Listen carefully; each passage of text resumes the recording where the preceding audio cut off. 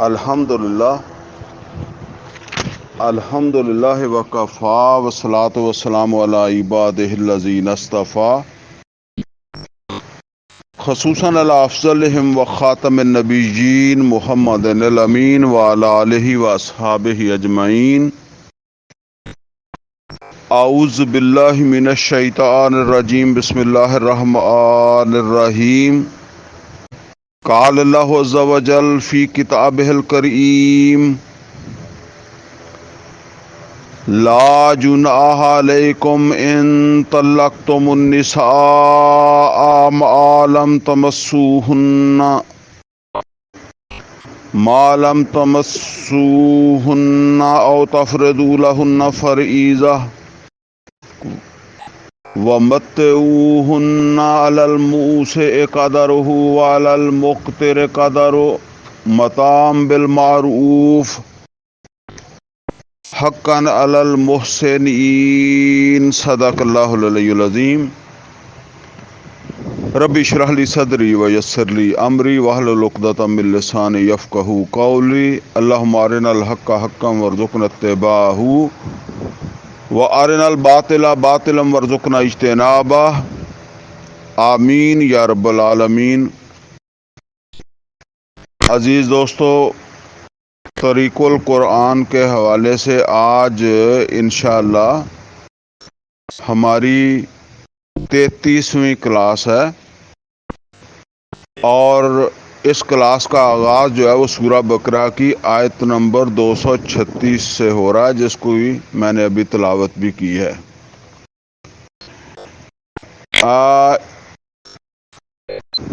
کچھ چیزیں جو ہے نا وہ کلاس کے آغاز میں سمجھ لیں کہ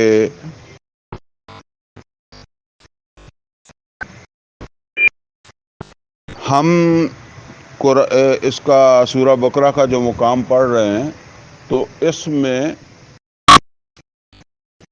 معاشرت کے حوالے سے احکامات جو ہیں وہ اللہ رب العزت کی طرف سے جو ہے وہ دیے جا رہے ہیں.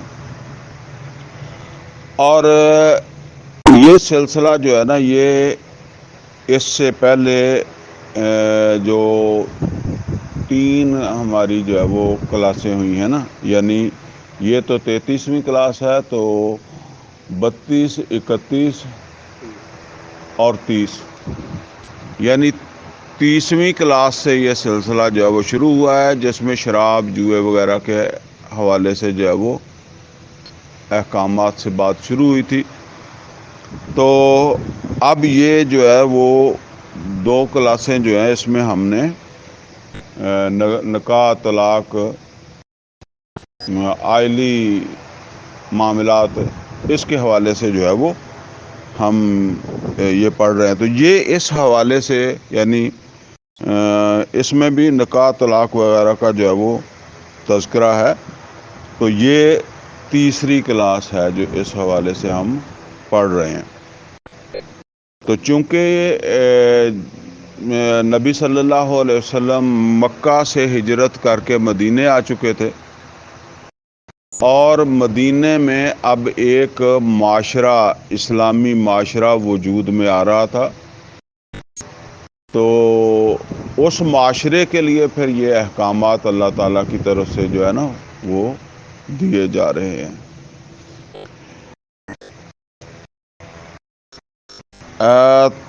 فرمایا لا جناح علیکم ان طلقتم النساء،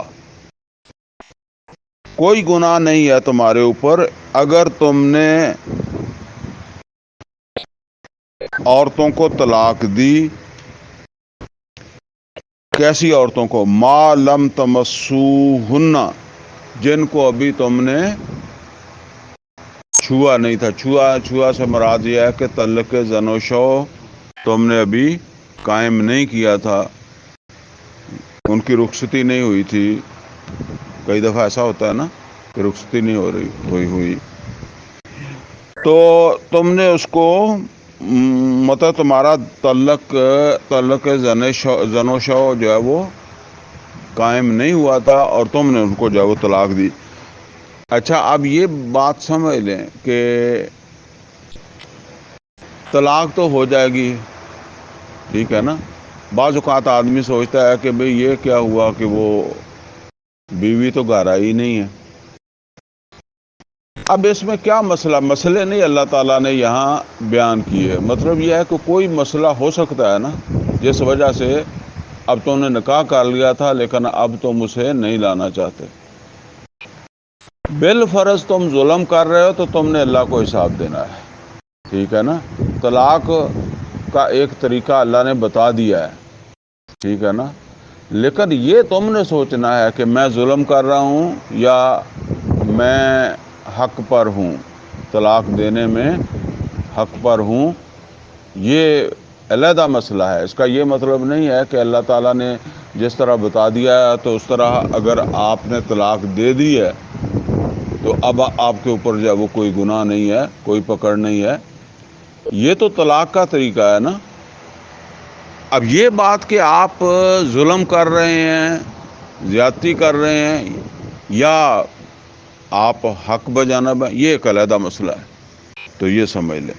تو طلاق کا ایک رستہ بتایا کہ ابھی تم نے اپنی بیوی کے ساتھ تعلق بھی قائم نہیں کیا تو تم نے ان کو طلاق دے دی، تو او تفرضوا لہن فریضہ، یا تم نے ان کا مہر مقرر کیا ہو۔ مطلب یہ ہے کہ تم نے ان کا مہر بھی مقرر نہیں کیا۔ اصل میں وہ پیچھے بات چلی آ رہی ہے نا کہ گناہ نہیں ہے اگر تم نے ہاتھ نہیں لگایا، اور دوسری بات کیا ہے کہ مہر بھی مقرر نہیں کیا۔ نکاح کر لیا، مہر مقرر نہیں کیا تھا، تو ایسی صورت میں تم نے طلاق دی ہے۔ اب ایسی صورت میں اللہ تعالیٰ کیا فرما رہے ہیں، وَمَتِّعُوهُنَّ،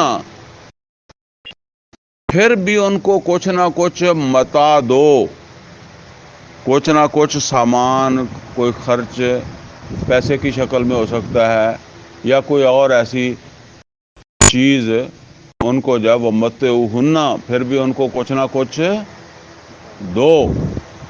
اب ذرا نوٹ کریں یہاں کس بیوی کی بات ہو رہی ہے، جس کا مہر بھی مقرر نہیں تھا اور تم نے اسے چھوا بھی نہیں تھا، پھر بھی اللہ تعالیٰ کہتا ہے کہ تم کچھ نہ کچھ اسے دو، فارغ کرتے ہوئے کچھ نہ کچھ اسے دو۔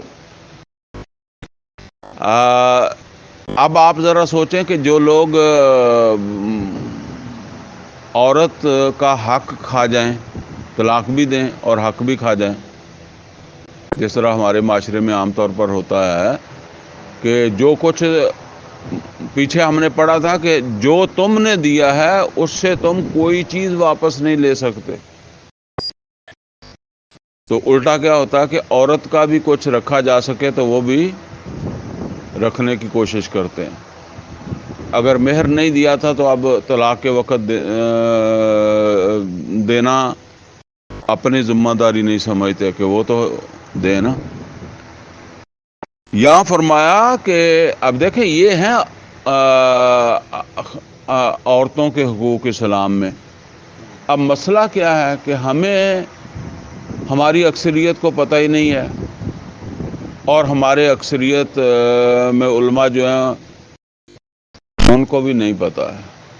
علماء سے مراد میری یہ نہیں ہے، جو عالم ہوتا ہے اس کو پتہ ہی ہوتا ہے، لیکن جو عام مسجد کا مولوی ہے جس کے پیچھے عام طور پر ہم نماز پڑھتے ہیں اس کو نہیں پتہ، نہ اس نے کبھی ان کو بیان کیا ہے۔ بیان تو خیر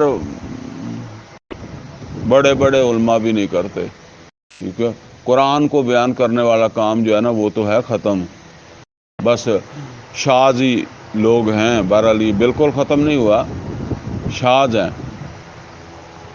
اور پھر ان کو بہت تکلیف ہو جاتی ہے کہ کوئی آدمی جو ہے نا وہ قرآن کی بات کرے نا تو پھر بڑی تکلیف ہو جاتی ہے، اور خود وہ یہ کام نہیں کرتے۔ بہرحال اب دیکھیں اگر یہ چیزیں ہمارے معاشرے کے اندر ہوں، ان کے اوپر عمل ہو، تو یہ یورپ والے جو وہ کیسے کہہ سکتے ہیں کہ جی یہاں عورتوں کو حقوق نہیں ملتے۔ وَمَتِّعُوهُنَّ، پھر بھی ان کو کچھ نہ کچھ دو، اب کتنا کچھ دو؟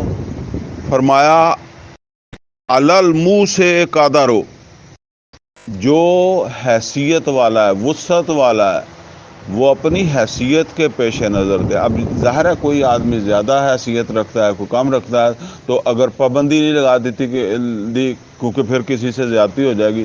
اگر بالفرض کہتے ہیں کہ جی 50 لاکھ دو، تو جس کے پاس 50 لاکھ سارا ہی نہیں ہے، وہ کیا، وہ اس کے اوپر تو ظلم ہو جائے گا، وہ کہاں سے دے گا؟ ٹھیک ہے نا۔ اور کوئی کروڑوں کا مالک ہے، تو اربوں کا مالک ہے، تو اس کے لیے 50,000 کوئی چیز نہیں ہے۔ تو یہاں کیا بتا دیا کہ علل منہ سے قدرو، جو وسعت والا ہے وہ اپنی حیثیت کو پیش نظر رکھ کر دے، وعلل مقتر قدرو، اور جو تنگ دست ہے نا، غریب ہے، وہ اپنی حیثیت کے مطابق اپنی بیوی کو دے۔ مطعم بالمعروف، اور یہ سب معروف طریقے سے ہونا چاہیے، دستور کے مطابق ہونا چاہیے۔ یہ ایسا نہیں ہے کہ اس کو تم احسان سمجھ کر اس کے اوپر جب وہ کر رہے ہو، یہ تو اللہ کا حکم ہے، اللہ کی طرف سے بات آ رہی ہے نا۔ حقاً علی المحسنین، محسنین یہ حق ہے، یعنی ضروری ہے، جو نیکوکار ہے نا۔ اب نیکوکار محسن جو درجہ احسان پر پہنچا ہو، یعنی جس کا واقع اللہ کے ساتھ جب وہ تعلق ہے، تو پھر وہ تو اس کو حق سمجھ کر ادا کرے گا نا، تو اس کو تو اس کو حق سمجھنا چاہیے۔ اگر وہ اللہ سے ڈرتا ہے، اللہ کا تقوی اس میں ہے، تو پھر اس کو ہلکا نہیں لینا چاہیے۔ وَإِن طَلَّقْتُمُوهُنَّ مِن قَبْلِ أَن تَمَسُّوهُنَّ، اور اگر تم نے ان کو طلاق دی، یعنی عورتوں کو طلاق دی، من قبل ان تمسوهن، اس سے پہلے کہ تم نے ان کو چھوا۔ یہ بات تو پیچھے بھی آ گئی ہے نا، کہ تم نے طلاق دی اس سے پہلے کہ تم نے ان کو چھوا، لیکن اب یہاں کیا بات آ رہی ہے؟ وَقَدْ فَرَضْتُمْ لَهُنَّ فَرِيضَةً، اور تم مقرر کر چکے تھے ان کا مہر۔ پیچھے کون سا ذکر آیا کہ ابھی تم نے مہر بھی مقرر نہیں کیا تھا۔ اب دوسری صورت کیا ہے کہ تم مہر مقرر کر لیا ہے، لیکن اس کے ساتھ تعلق زن و شو تمہارا قائم نہیں ہوا، اور اب تم طلاق دے رہے ہو۔ تو فرمایا فَنِصْفُ مَا فَرَضْتُمْ، تو پھر نصف دو جو تم نے حق مہر طے کیا تھا، پورا نہیں، نصف دو اس کو جو تم نے مقرر کیا تھا۔ اِلَّا أَن يَعْفُونَ، سوائے اس کے کہ وہی نہ لیں، وہی معاف کر دیں۔ کوئی عورت ہو سکتی ہے نا وہ کہ میں تمہارے گھر میں بسی نہیں۔ اصل میں ایک بات سمجھ لیں، ہمارے جو عام طور پر طلاق ہوتی ہے نا، اس کو ایک لڑائی سمجھا جاتا ہے۔ یہاں جب آپ غور کریں گے نا، یہ ایسی بات نہیں ہے۔ مثال کے طور پر دیکھیں، ایک رشتہ جو ہے نا وہ بنا ہے، اب وہ جو رشتہ جو ہے نا وہ خوشگوار ماحول کے لیے بنایا نا، لیکن بعد میں پتہ چلا کہ مزاج نہیں ملتے، کوئی معاملات ایسے ہیں، ٹھیک ہے نا۔ تو اب آپ جب طلاق دے رہے ہیں نا، تو عورت کے اوپر کوئی الزام نہیں لگا رہے، ٹھیک ہے نا، خام خواہ کا الزام کوئی اس کے اوپر جو وہ نہیں لگا رہے۔ تو اب آپ کو یہ اعتراض نہیں ہونا چاہیے وہ کہ جی معاشرے کو میں کیا بتاؤں گا، معاشرے کو بتانے کے لیے مجھے کچھ الزام لگانے چاہیے، ورنہ معاشرے کے لوگ کہیں گے تم نے زیادتی کی ہے، تم نے ظلم کیا ہے۔ یہ بالعموم تو آدمی ظلم کرتا ہے، تو اس وجہ سے پھر اس کو اس بات کا جو وہ ڈر ہوتا ہے، ٹھیک ہے۔ تو نارمل طریقے سے طلاق ہو جائے اور عورت کے اوپر خام خواہ کوئی الزام نہ ہو، اور عورت بھی اگر یہ سمجھے کہ بھئی ٹھیک ہے اس کا میرے ساتھ گزارا نہیں ہوتا، تو وہ آگے چلی جائے، ٹھیک ہے نا۔ تو یہ جو پھر زیادہ خرابی کہاں پیدا ہوتی ہے کہ اسے ایک لڑائی بنا کر جو ہے نا وہ، یعنی پھر وہ ساری زندگی مخالفت چلتی ہے، جہاں بیٹھے گا اس عورت کی بات کرے گا، اس میں یہ خرابی تھی، اس میں یہ خرابی تھی، وہ عورت بھی پھر اسی طرح ہی کرے گی کہ وہ ان لوگوں میں یہ خرابیاں تھیں، اس خاندان میں یہ خرابیاں تھیں۔ بہرحال تو فرمایا کہ وہ تم نے طے کر لیا، فَنِصْفُ مَا فَرَضْتُمْ، تو آدھا دو جو تم نے طے کیا، اِلَّا أَن يَعْفُونَ، سوائے اس کے کہ وہ عورتیں یا عورت خود معاف کر دے، وہ کہے میں بسی نہیں، میں نے نہیں، کوئی ضرورت نہیں ہے، ٹھیک ہے نا۔ یا دوسری صورت کیا ہے؟ ایک صورت تو یہ ہے کہ عورت آدھا بینا لے، یہ ہے مطلب الا ان یعفون، سوائے اس کے کہ وہ درگزر کر دیں، معاف کر دیں، نہ لیں۔ دوسری صورت کیا ہے؟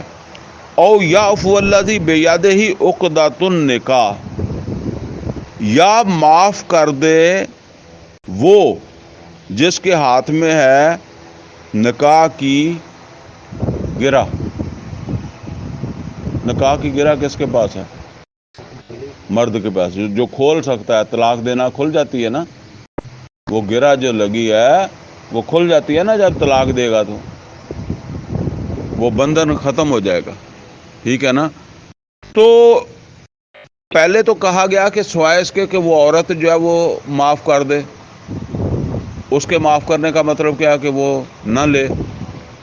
اب دوسری بات کیا ہے کہ وہ مرد معاف کر دے جس کے ہاتھ میں اختیار ہے نکاح کو کھولنے کا، اس کے معاف کرنے کا کیا مطلب ہے کہ وہ آدھے کی بجائے پورا دے دے؟ آدھا تو اس نے دینا ہی ہے، تو اس کو تو معاف کرنا نہیں ہے نا، وہ تو معاف کرنا ہے جس کا اسے اختیار ہے کہ وہ اسے آدھے کی بجائے کتنا دے دے؟ پورا دے دے۔ آگے ذرا دیکھیں، اب مرد سے ہی کہا جا رہا ہے، کیا کہا جا رہا ہے؟ وَأَن تَعْفُوا، اگر تم معاف کیا کرو۔ یہ کس کو کہا جا رہا ہے انس بھائی؟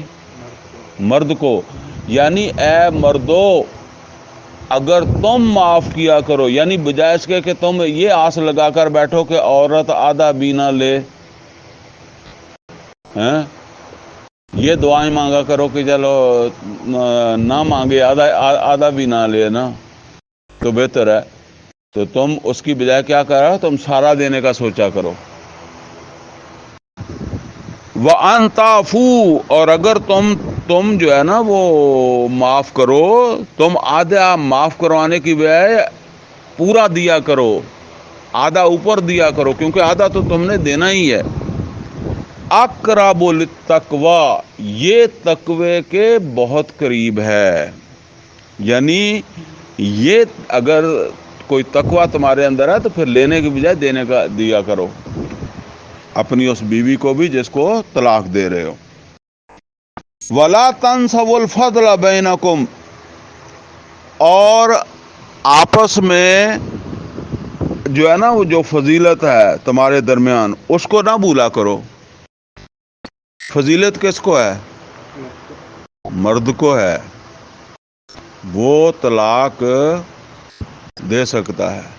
پیچھے ہم نے پڑھا تھا نا وَلِلرِّجَالِ عَلَيْهِنَّ دَرَجَہ، مردوں کو ایک درجہ اللہ تعالیٰ نے دیا ہے فضیلت کا، تو فرمایا کہ لہذا جو ہے وہ تم ایک حد تک تو اللہ تعالیٰ نے قانون تو بتا دیا کہ اگر وہ نہ لے آدھا تو کوئی بات نہیں، اس نے معاف کر دیا، لیکن اب دوسری بات آپ غور کریں کتنی تاکید آ رہی ہے کہ تم نہ سوچا کرو، یہ تو اس کی مرضی ہے کہ اس نے تمہیں معاف کر دیا، تم ہی امید لگا کر بیٹھے، تم کوشش کیا کرو کہ تم اسے پورا دو، اور اللہ نے تمہیں فضیلت دی ہے۔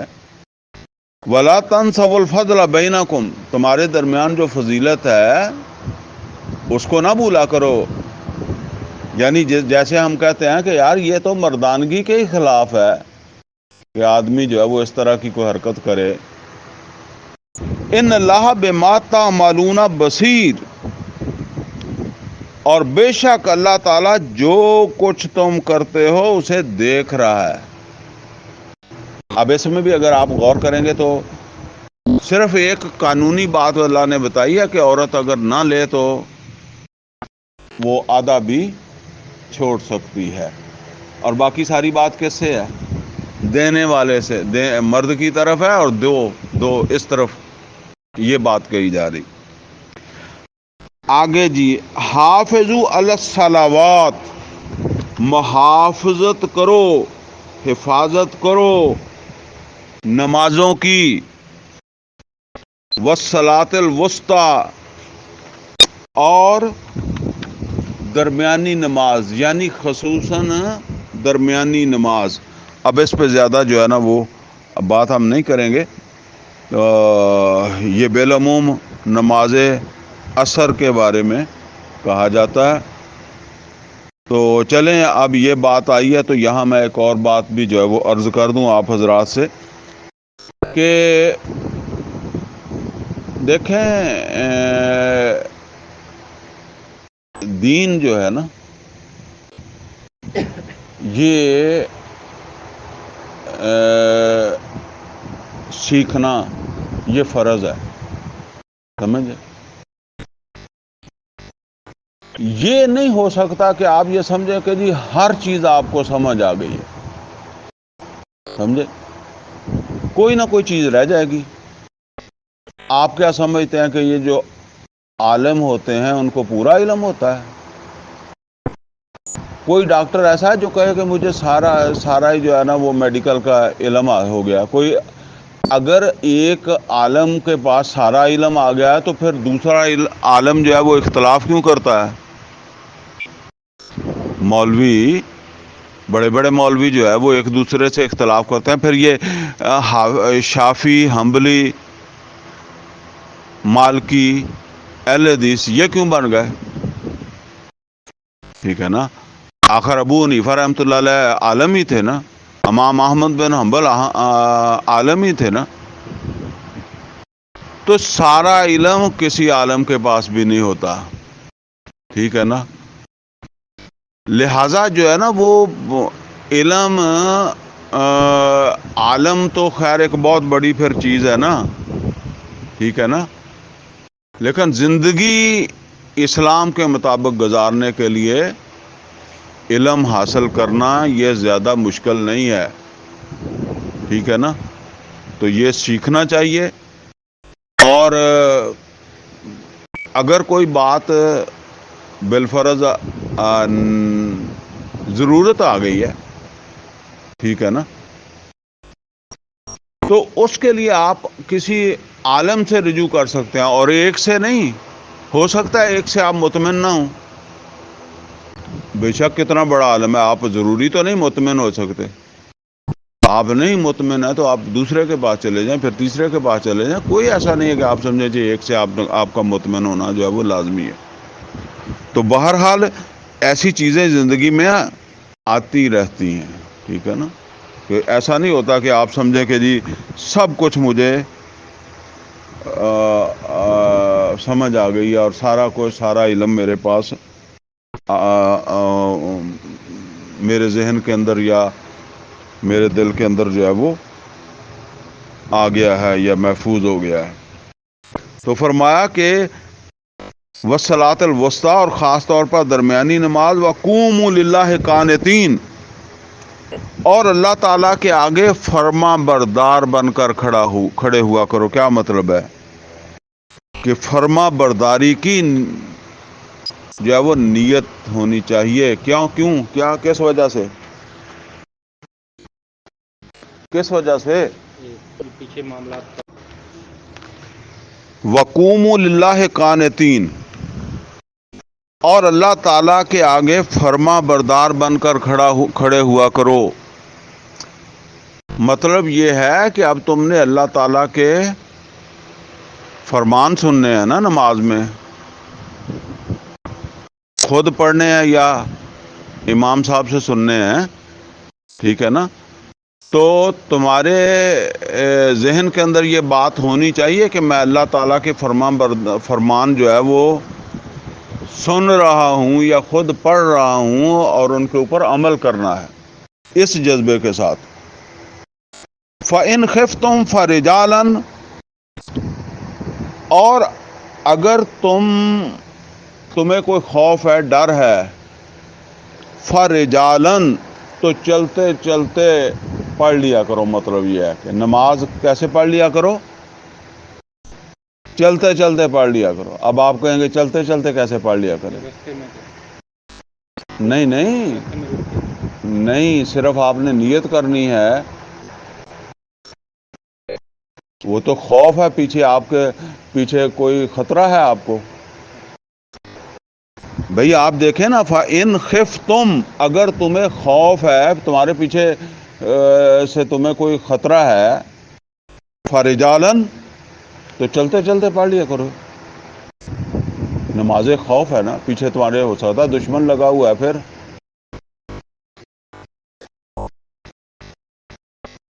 اور رکبانا، یا سواری پر ہی پڑھ لیا کرو۔ یہ بھی ہو سکتا ہے نا تمہارے پیچھے دشمن سواری کے اوپر لگا ہوا ہو، تم بھی سواری پر ہو۔ اب میں جو بات آپ سے عرض کرنا چاہتا ہوں وہ کیا ہے کہ دیکھیں، اللہ نماز معاف نہیں کر رہا خطرے میں، خوف میں، تو جو بیٹھا ہی جس کی نکل جائے وہ کس کھاتے میں آئے گا؟ آپ سمجھ رہے ہیں؟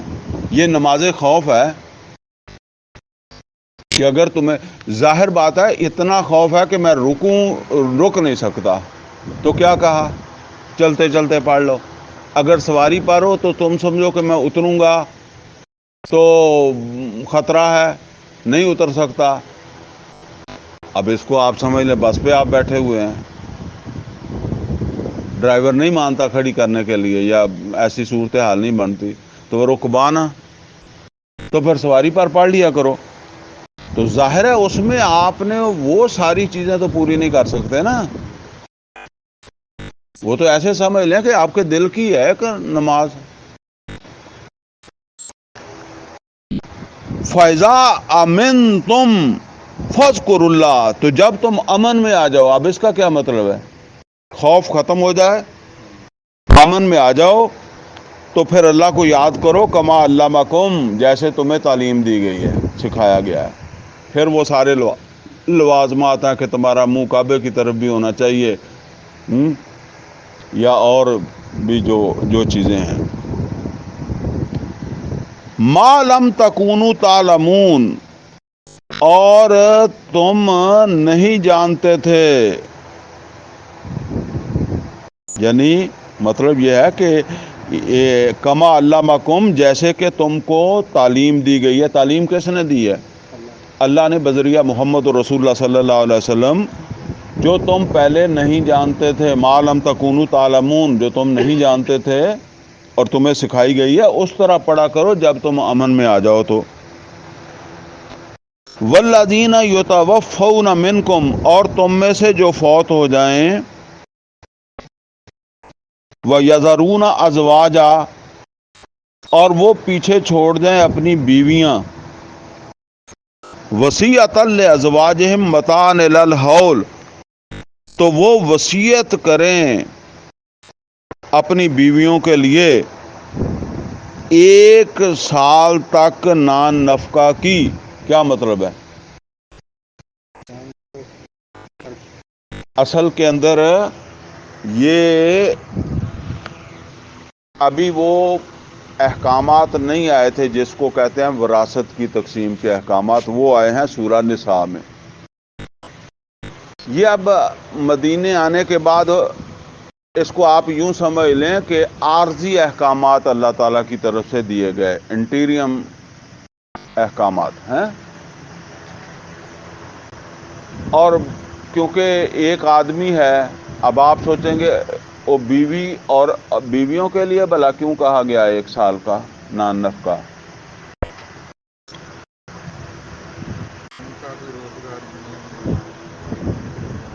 اصل مسئلہ یہ ہے، دیکھیں مرنے، وہ تو مر گیا جس کا، تو وہ کدھر جائے گا؟ وہ سارا جو بھی اس کی ہیں، اس کے لاگ یا بیوی وغیرہ. اصل میں مسئلے یہ تھے کہ ایک آدمی ہے، اس کی بیویاں ہیں، بیوی نہیں بیویاں ہیں، تو کسی کی اولاد نہیں ہے، کسی کی اولاد ہے، پھر کسی کی اولاد چھوٹی ہے، کسی کی بڑی ہے، تو وہ بڑی اولاد والے تو سنبھال لیتے تھے، تو دوسری جو تھی ان کو کچھ نہیں ملتا تھا، سمجھ گئے نا؟ یا جس کے بچے چھوٹے ہیں وہ محروم رہ گئی ہے، یا جس کے بچے نہیں ہیں. تو یہاں یہ کہا گیا ہے کہ اگر ایسی صورتحال ہے تو 1 سال کے نان نفقے اور رہائش وغیرہ کی وصیت کرے وہ آدمی کہ میری بیوی جو ہے نا یہ گھر سے نہیں نکلے گی، میری وراثت میں سے اس کو جو ہے نا وہ نان نفقہ مہیا کیا جائے گا. لیکن اس کے بعد پھر جب سورہ نساء آئی ہے تو اس کے اندر باقاعدہ عورت کا حصہ مقرر کر دیا گیا. ٹھیک ہے نا؟ یہ اس سے پہلے کا حکم ہے. یہ متان الحول اتنا ہونا چاہیے کہ 1 سال تک وہ گزارا کر لے، غیر اخراج، بغیر گھروں کڈیا ہوا، مطلب رہائش بھی دیو تو ٹھیک ہے. فَإِنْ خَرَجْنَا، پھر اگر وہ خود نکلیں، خود کیوں نکلیں گی؟ شادی وغیرہ. ہاں تو آگے ظاہر ہے وہ اس کا جی میں سال کا نان نفقہ کھا کے جاؤں گی تو پھر رشتہ نکل جائے. 100 مسئلے ہو سکتے ہیں نا. آگے اس کا رشتہ مل رہا ہے پہلے ہی سال کے، تو وہ پھر نان نفقے کے لیے بیٹھی رہے کہ جی نان نفقہ پورا کر کے جاؤں گی، تو ایسا پھر اس کی مرضی پر ہے. فَإِنْ خَرَجْنَا، پھر اگر وہ خود نکلیں، فَلَا جُنَاحَ عَلَيْكُمْ، تو تمہارے لیے کوئی گناہ کی بات نہیں ہے. فی ما فعلن فی انفسہن من معروف، جو کچھ وہ اپنے بارے میں فیصلہ کر لیں معروف طریقے سے، یعنی معروف طریقے سے جو بھی وہ فیصلہ کریں تو تمہیں کوئی اعتراض نہیں ہونا چاہیے. واللہ عزیز حکیم، اور اللہ تعالی غالب ہے اور حکمت والا. آگے فرمایا وَلِلْمُطَلَّقَاتِ، اور اسی طریقے سے جن کو طلاق ہوئی ہے، متاع بالمعروف، ان کو بھی جو کچھ دینا ہے وہ معروف طریقے سے. کب تک؟ طلاق والی کی بات تو نہیں ہے، وہ تو بیوہ کی بات آئی ہے جو پیچھے آئی ہے، جب تک اس کی عدت پوری نہیں ہوتی نا، اس وقت تک اسے معروف طریقے سے نان نفقہ جو ہے وہ مہیا کرنا ہے کہ نہیں کرنا. وَلِلْمُطَلَّقَاتِ، اور جن کو طلاق ہو جائے متعلقہ عورتیں، متاع بالمعروف، ان کو بھی معروف طریقے سے جو ہے نا وہ جو ان کا حق ہے، جو نان نفقہ ہے، وہ ان کو جو ہے وہ دینا ہے. حقاً علی المتقین، اور یہ حق ہے، ضروری ہے تقوی والوں کے لیے اپنی بیویوں کو یہ نان نفقہ دینا. اب اندازہ کریں کہ یہ طلاق جس نے دیا اس کو کہا جا رہا ہے کذالک یبین اللہ لکم الآیات، کذالک یبین اللہ لکم آیاتہ، اور اس طریقے سے بیان کرتا ہے اللہ تمہارے لیے اپنی آیات کو. لعلکم تعقلون، تاکہ تم عقل سے کام لو. اگر ان آیتوں کو سمجھا ہی نہیں ہے، وہ پچھلی دفعہ ہمارے دوست آ گئے تھے، وہ آج نہیں آئے، تو وہ کیا کہہ رہے تھے کہ جی یہ نصاب میں ہونا چاہیے. تو اب دیکھیں یہ ہم دوسرا سپارہ پڑھ رہے ہیں نا، تو وہ جو میں عرض کیا کرتا ہوں کہ لوگ پیدا ہو کے مر جاتے ہیں تو انہوں نے ان باتوں کو نہیں سمجھا ہوتا، شاید سنا بھی نہیں ہوتا، ہاں یا سنا ہوتا ہے، پہلی دفعہ سنا ہے، تک جو ہے اسنانت کر دینا چاہیے. ہاں. تو بس یہ دیکھ لیں، پھر آدھی عمر آپ کی نکل گئی ہے تو آدھی باقی رہ گئی ہے. تو اب ایسا ہی ہے نا، پھر یہ تو اللہ کی توفیق ہے نا کہ اس نے موقع بنا دیا ہے نا، تو ورنہ ایسے ہی نکل جانی سی باقی آدھی بھی.